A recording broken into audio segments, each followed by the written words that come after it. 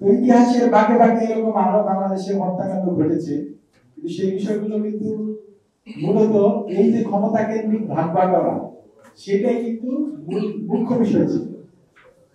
আজকে আমরা জাতীয় নাগরিক পার্টি অভ্যুত্থান পরবর্তী সময়ে অভ্যুত্থানের স্পিরিট নিয়ে বারবার কথা বলছি, আমরা জুলাই সনদ নিয়ে কথা বলছি, জুলাই সনদের আইনি ভিত্তি নিয়ে কথা বলছি।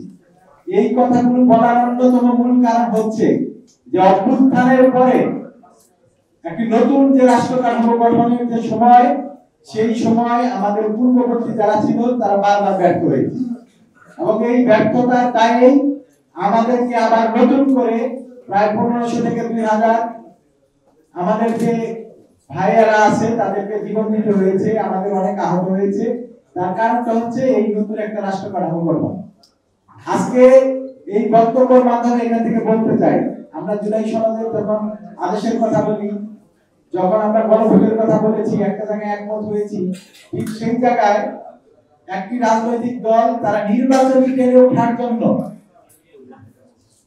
সকল জায়গায় দুর্যোগ শুরু করেছে। আমরা নির্বাচনের পক্ষে, নির্বাচন হবে, আমরা তো বলেছি যে ফেব্রুয়ারির মধ্যে নির্বাচন হবে, কিন্তু আজকে এই যে নতুন করে রাষ্ট্র কাঠামো গঠন হয় নাই, তার অন্যতম দায় কিন্তু এই দলটি। আপনারা যদি 91 পরবর্তী সময়ে দেখেন, তত্ত্বাবধায়ক সরকার হইল 96 এই সব তত্ত্বাবধায়ক সরকার আর দরকার নেই, তারা নিজেদের মতো নির্বাচন করবে, আবার হরতাল, আবার হচ্ছে গাড়ি পোড়াও, জ্বালা পোড়াও, তারপরে তত্ত্বাবধায়ক সরকার আসলো, একটা নির্বাচন অনেকটা বাধ্য হয়ে শান্তিপূর্ণ ভাবে ক্ষমতা হস্তান্তর হইল। 2006 সালে আবার আমার বয়স বাড়ানো লাগলো, বিচারকের বয়স বাড়ানো লাগলো। তো বয়স বাড়াইতে থেকে কি হলো, আমরা 17 বছর এরকম গুম খুলে শিকার হইলাম। তার পরবর্তীতে আবার একটা অবস্থা, কিন্তু এখন বড় বড় নেতারা বলে, মির্জা আব্বাসের মতো নেতা বলে কিসের গণভোট, এই শব্দটা সে উচ্চারণ করেছে এবং মিডিয়ার সামনে।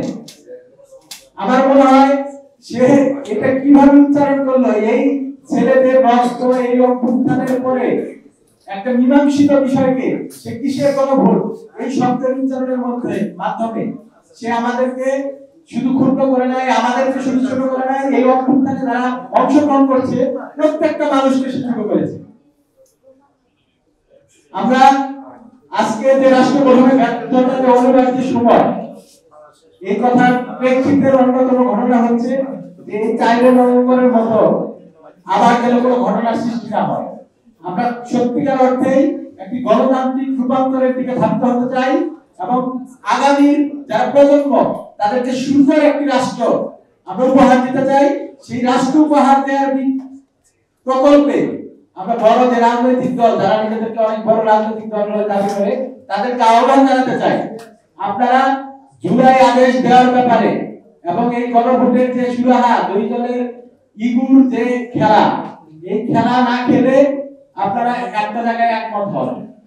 এবং জুলাই আদেশ, আবারও আপনাদের মাধ্যমে বলতে চাই, জুলাই আদেশ অবশ্যই ডক্টর ইউনূসকে দিতে হবে, এবং জাতীয় নাগরিক পার্টি অভ্যুত্থানের পরে আবার নতুন করে কোনো ঘটনার সৃষ্টি না হোক, নতুন একটি গণতান্ত্রিক রাষ্ট্র বিনির্মাণের জন্য, যে সুন্দর বাংলাদেশ বিনির্মাণের জন্য আমাদের যে পথ চলা, সেটা এই ডক্টর ইউনূসের জুলাই আদেশের মাধ্যমে প্রতিফলিত হবে।